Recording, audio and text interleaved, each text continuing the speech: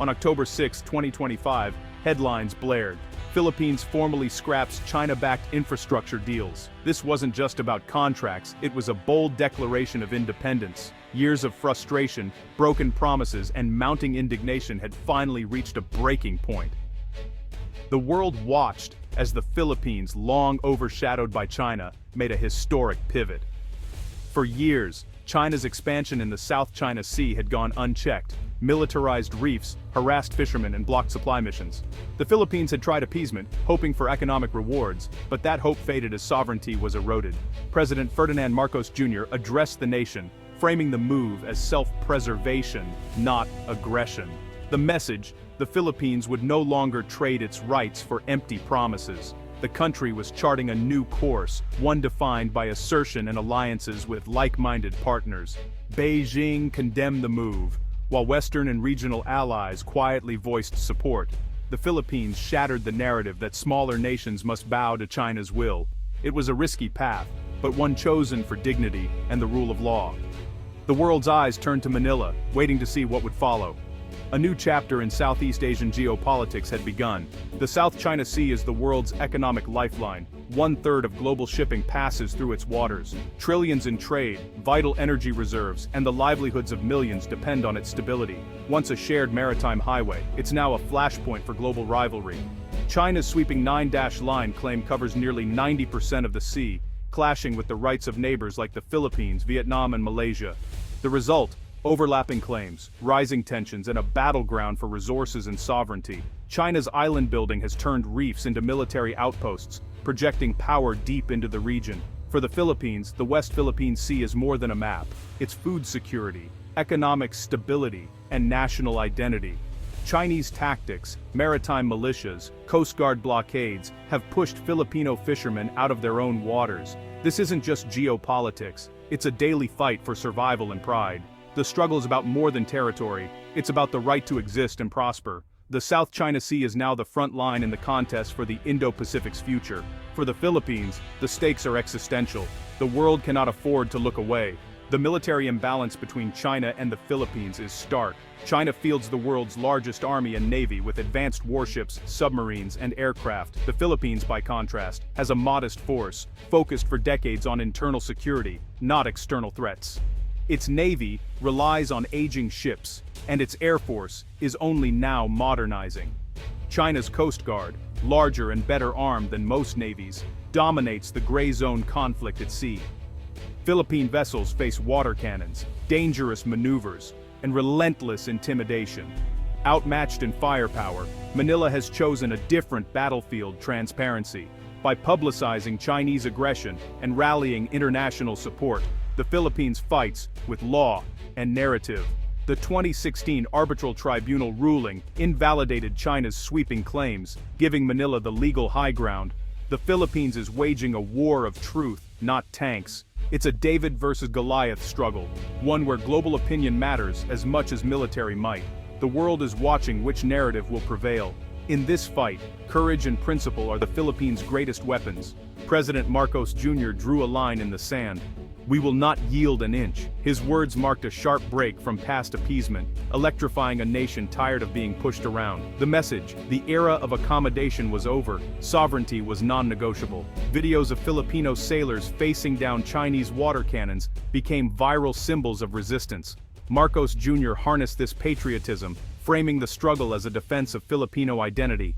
The shift was immediate. Relations with the U.S. were revitalized and the Mutual Defense Treaty reaffirmed. U.S. access to Philippine bases expanded, and joint military exercises grew in scale and complexity. The Philippines also deepened ties with Japan, Australia, and even European powers, all signaling support for a free and open Indo-Pacific. Regional neighbors watched closely, rethinking their own strategies. The Philippines' bold stand forced Southeast Asia to confront China's assertiveness head-on. Marcos Jr.'s defiance unified the nation and reshaped its alliances. The country was no longer alone, it was now part of a growing coalition. The world took notice. Manila's stand was changing the regional balance. The Philippines had found its voice, and it was being heard.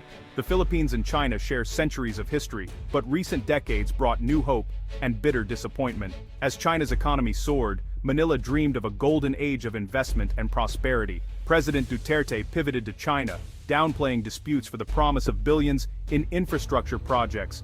Grand announcements followed, but the reality fell short. Most Chinese investments never materialized. Flagship projects stalled or vanished. The economic windfall was a mirage. Press releases, not progress. Meanwhile, China's pressure in the West Philippine Sea only intensified. Friendly overtures were met with more harassment, not less. The strategy failed. Economic promises unfulfilled. Security eroded. Appeasement bought neither peace nor prosperity. Instead, it emboldened China's aggression. The lesson was clear. Sovereignty traded for empty promises is a losing bargain. The Philippines was ready for a new approach. Nowhere is the sovereignty struggle clearer than at Ayungin Shoal, home to the rusting BRP Sierra Madre. This grounded ship, manned by a handful of Marines, is a fragile but powerful symbol of defiance. Resupplying the outpost has become a high-stakes drama.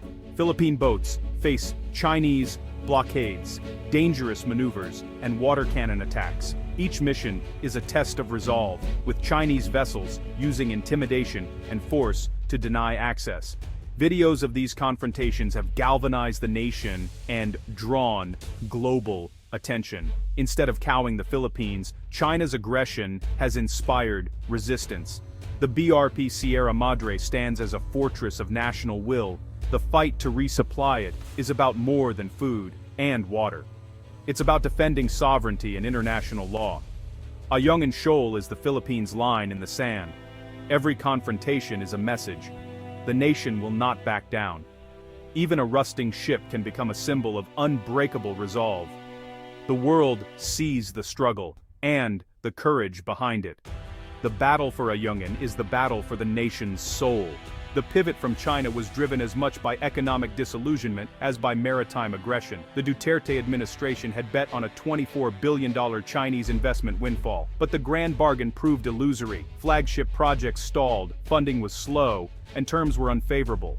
Chinese loans came with high interest and strings attached, limiting local benefits. The promised economic transformation never came. Instead, the Philippines compromised its position at sea and alienated allies for little in return. The public and policymakers saw the truth appeasement brought only regret. China's economic statecraft was leverage, not partnership. This failure gave Marcos Jr. the mandate to pivot assertively. The myth that prosperity required appeasing China was shattered.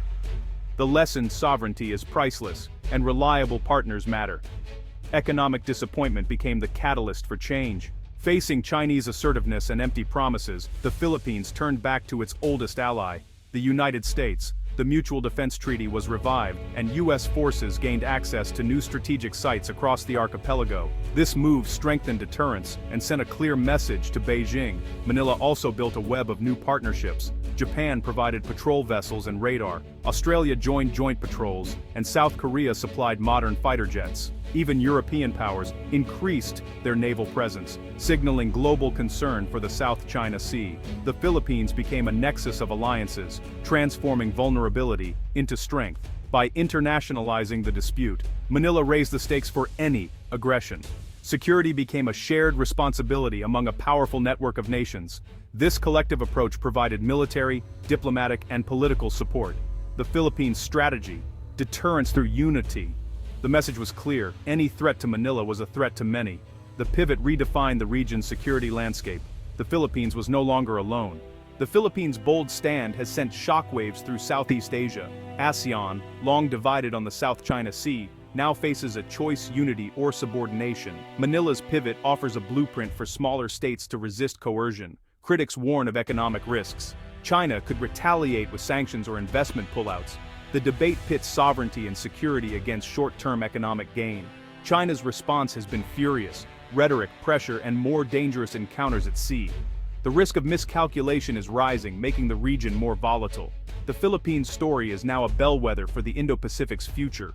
If others follow Manila's lead, a stronger regional bloc could emerge. The question: will this courage spark a movement for a more balanced Asia? The answer will shape the 21st century security order. The world is watching, and the stakes have never been higher.